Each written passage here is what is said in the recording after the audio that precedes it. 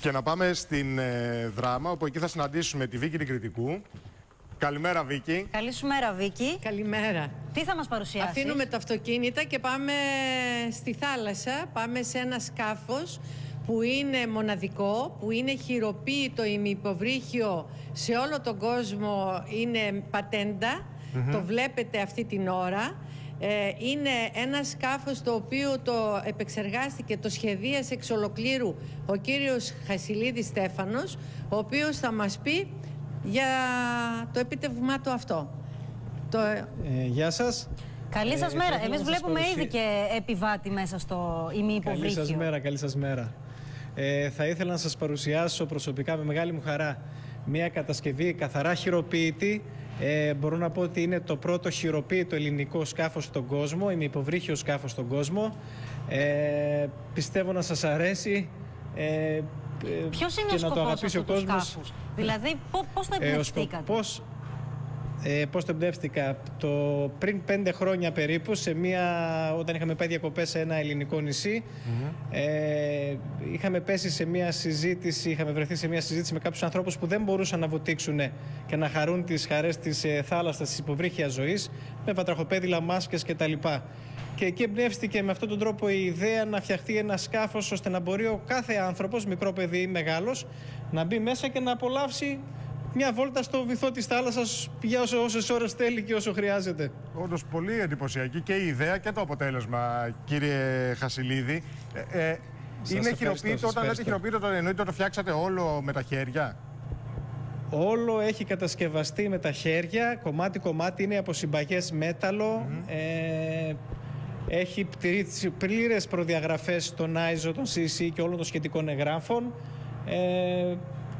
Τι να σας πω, από εδώ και πέρα φαντάζομαι πρέπει κάποια στιγμή να γίνει και η καθέλκυση, δηλαδή να το δούμε στη θάλασσα. Σε τι βάθη μπορεί να φτάσει? Βεβαίως. Κοιτάξτε, αυτό έχει σχεδιαστεί ώστε να είναι μόνιμα στην επιφάνεια της θάλασσας. Από τη μαύρη γραμμή που βλέπετε και κάτω, περιμετρικά, είναι η επιφάνεια της θάλασσας. Κινείται πάντα στην επιφάνεια της θάλασσας. Από πάνω έχει λειτουργία σαν απλή βάρκα με χωρητικότητα. Όχι, δεν είναι υποβρύχιο, ακόμα δεν φτάσαμε εκεί. Αυτό είναι ημι-υποβρύχιο. Είναι semi-submarine boat. Από πάνω έχει χωρητικότητα μιας βάρκας 15 ατόμων συνολικά και κάτω μπορούν να μπαινοβγαίνουν 2 άτομα και ένα μωρό στη μέση, όπως βλέπετε. Υπάρχει όμως και δυνατότητα, όπως μου λέγατε κύριε Χασιλίδη, να γίνει και για 6 άτομα το σκάφος. Ήδη θα πρέπει να σας πω εγώ ότι ο κύριος Χασιλίδης έχει δεχτεί παραγγελία από ένα 5άστερο ξενοδοχείο των νησιών του Αιγαίου. Δεν θα πούμε όνομα γιατί θέλει να το διαφημίσει ο ιδιοκτήτης του ξενοδοχείου. Προσβλέπετε δηλαδή σε παραγγελίες από ανθρώπους, μεγάλους ιδιοκτήτες ξενοδοχείων που θέλουν να ευχαριστήσουν τους πελάτες τους και να τους πελάτες τους, βεβαίως. Και θα βγαίνει, αυτή είναι η πρώτη έκδοση που βλέπετε σε καθαρά διθέσια μορφή κάτω. Θα βγει και η τετραθέσια και η εξαθέσια σε παραγγελία.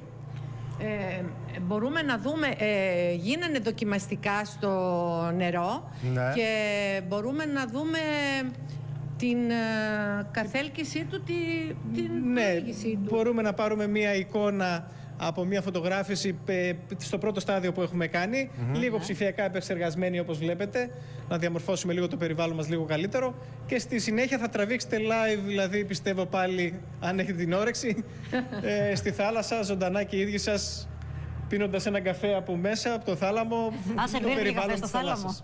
Έχει και καφέ. Βεβαίως επιτρέπεται. Βέβαια, υπάρχει πιλωτήριο, τι άλλο μέσα μπορεί. Τώρα έχουμε μία κοπέλα, όπως μπορείτε να δείτε. Είναι η πρώτη που έχει μπει για να δει το χώρο πώς είναι. Μπορεί ο άνθρωπος που είναι μέσα. Μέσα είναι το πιλωτήριο, οδηγείται καθαρά από κάτω ή αν θέλουμε κατά παραγγελία και από πάνω ή και με ασύρματη μορφή. Από έξω ακόμα το πιλωτάρουμε με ένα κοντρόλ, φανταστείτε. Τι είναι, τηλεκατευθυνόμενο? Την άγκυρά του. Ναι, βεβαίως. Έχει τις πλήρες προϋποθέσεις για όλα τα συστήματα αυτά. Και βέβαια μπορεί να κινηθεί και με ηλεκτρισμό. Έτσι, δεν το συγκεκριμένο κινείται, είναι οικολογικό. Πώς κινείται, με τι ενέργεια κινείται? Το συγκεκριμένο έχει 8 ώρες πλεύσης και είναι οικολογικό, είναι καθαρά ηλεκτρικό στο σχεδιασμό του. Φυσικά βγαίνει και βενζινοκίνητο. Όλα τα όργανα που χρειάζεται για την πλοήγησή του είναι από μέσα, από βυθόμετρα, από κάμερες online, που βλέπει ανά πάση στιγμή, όπως θα δείτε πάνω έχει κάμερες, που βλέπει από κάτω ζωντανά ο οδηγός και τι γίνεται πίσω και μπροστά και πάνω στο σκάφος και ό,τι άλλο χρειάζεται για την απαραίτητη πλεύση του. Το κάτω του μέρος, κύριε Χασιλίδη, πηγαίνει και πιο βαθιά ή είναι αυτό το ύψος που μπορεί να φτάσει? Δηλαδή... Στο συγκεκριμένο μοντέλο, κοιτάξτε, στο συγκεκριμένο μοντέλο, ευχαριστώ που μου κάνετε αυτή την ερώτηση, για να πω κάτι διαφορετικό. Στο συγκεκριμένο μοντέλο είναι σχεδιασμένο για να πηγαίνει συνέχεια στην επιφάνεια της θάλασσας. Το επόμενο, και κάποιο από τα μοντέλα μας που θα βγάλει η εταιρεία είναι καινούρια, με καινοτόμες ιδέες, θα είναι ότι αποκολλιέται ο θάλαμος που βλέπετε μπροστά σας και κατεβαίνει μέχρι 10 μέτρα βάθος. Αυτό γιατί... Με το απαραίτητο οξυγόνο και τις απαραίτητες προϋποθέσεις για μια έρευνα, για μια φύλαξη χώρου στρατιωτικού, για μια οτιδήποτε χρειάζεται. Μπορεί να έχει πολλές εφαρμογές. Ναι, φανταστείτε ότι εκτός του τουριστική εφαρμογή μπορεί κάλλιστα να γίνει στρατιωτική σε ένα λιμάνι, σταματώντας τα πλοία πριν και κάνοντας έναν απλό έλεγχο περιμετρικά, αν έχουν διαρροές, αν κουβαλάνε τίποτα που δεν πρέπει στα λιμάνια μας, για χίλιους λόγους. Ναι, αν έχει τον κατάλληλο εξοπλισμό, θα μπορούσε να έχει και τέτοια χρήση. Οπότε, αυτό το καλοκαίρι περιμένετε ότι θα μπορούν οι τουρίστες στο συγκεκριμένο ξενοδοχείο με το οποίο έχετε κλείσει συμφωνία να μπουν στο ημιυποβρύχιο βαθυσκάφος και να δουν ελληνικό βυθό? Βεβαίως. Δεν ξέρω αν φορολογείται, κύριε Χασιλίδη, αυτό. Σας έχουν πει? Κοιτάξτε, ναι, είναι μελετημένο. Δεν χρειάζεται κανένα δίπλωμα για να το οδηγήσεις. Έχουμε χαμηλή ισχύος που δεν χρειάζεται παραπανίσια. Αν φορολογείται, μπαίνει και παραπανίσια ισχύα. Αν φορολογείται, δεν φορολογείται ακόμα. Τι να σας πω τώρα με τα νέα μέτρα, δεν γνωρίζω λεπτομέρειες. Εντάξει, δεν θα είναι στο φόρο πολυτελείας, θα έχει φόρο πλεύσης. Αυτό το τέλος που θα βγει το Υπουργείο Εμπορικής Ναυτιλίας. Στο θέμα πλεύσης είναι σαν μια απλή βάρκα 4,5 μέτρων. Μπορεί να την γλιτώσετε. Μπορεί να την γλιτώσετε. Ναι, καταλάβατε, είναι μελετημένο έτσι. το ρώτησα. Ναι. Ο πολυμήχανος Οδυσσέας όλα τα έχει σκεφτεί ο κύριος Χασιλίδης. Προσπάθησα και στο σχεδιασμό να γίνει έτσι ώστε να τραβάει τον κόσμο από μόνο του. Δηλαδή, όπως είπε και ο πελάτης μου συγκεκριμένος, φανταστείτε το αυτό νύχτα ή ημέρα έξω από τις πύλες, από τις πόρτες του ξενοδοχείου μου. Θα σταματάει ο κόσμος να ρωτήσει πότε μπορούμε να κάνουμε τη βόλτα. Σε μια εκδήλωση, ένα event. Από πού μπαίνεις στην καμπίνα, Βίκη? Για δείξε μας λίγο. Μπαίνεις από πάνω.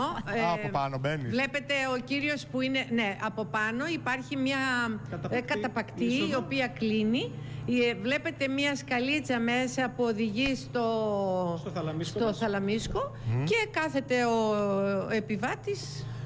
Να σας πω ότι τηρεί όλες τις πίνει τον καφέ του, το αναψυκτικό του και απολαμβάνει τα ψαράκια. Όλες τις κώδικες ασφαλείας, ακόμα... Πέστε μου. Όχι, λέω στη Βίκη ότι τη γλίτωσε, γιατί είναι από πάνω, έως θα την έβαζα να μπει μέσα, να τη δούμε. Ναι, την κυρία Βίκη.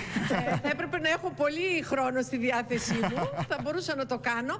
Αλλά μας έχει υποσχεθεί ο κύριος Χασιλίδης ότι όταν θα το ρίξει στο νερό, αυτό θα το κάνουμε. Έτσι είναι η σωστή ρεπόρτερ. Τα κλείνει τα θέματα από τώρα. Έτσι. Και περιμένουμε στην εκπομπή μας, κύριε Χασιλίδη, να το δείξουμε αυτό. Είναι πάρα πολύ εντυπωσιακό. Ευχαριστούμε πάρα πολύ. Και Βίκη, ευχαριστούμε πολύ για το ωραίο θέμα. Και εμείς από το υποβρύχιο παραμένουμε στο βυθό. Στο ναυάγιο των Αντικηθήρων. Πάμε να δούμε, όπως σας είπαμε και πριν.